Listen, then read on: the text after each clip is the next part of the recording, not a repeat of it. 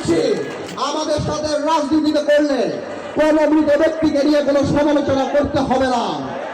আমাদের সাথে রাজনীতি করতে হলে কোন গুন্ডা পান্ডা চাঁদা টেন্ডার কোনো কিছুই করতে হবে না। আপনি কাকে পছন্দ করেন কিংবা নাই করেন সেটা আপনার ব্যক্তিগত অবস্থান, কিন্তু আপনি যদি একবার মনে করেন যে আজকে যারা বাংলাদেশের রাজনীতিতে নেতৃত্ব দিচ্ছে 10 বছর পরে বিশ্ব দরবারে বাংলাদেশকে প্রতিনিধিত্ব করার যোগ্যতা তারা রাখে না, তাহলে আপনারা আমাদের সাথে রাজনীতিতে আসেন।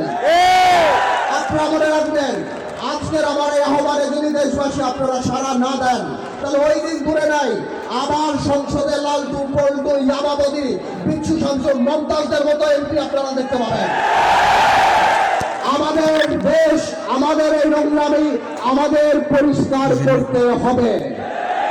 গত 17 বছর ফ্যাসিস্ট সরকার আমাদের ধ্বংস করে দিয়েছে। যে পরিমাণ লুট গুম খুন করেছে, তার সাথে ভীতির রাজ্য কায়েম করেছে। 5ই আগস্ট যখন ফ্যাসিস্ট সরকার পালিয়ে গিয়েছে, তার সাথে ভীতিও নিয়ে চলে গেছে। এখন মুক্ত চিন্তা করতে পারি, মুক্ত কথা বলতে পারি, মুক্তভাবে মানুষের সমালোচনা করতে পারি।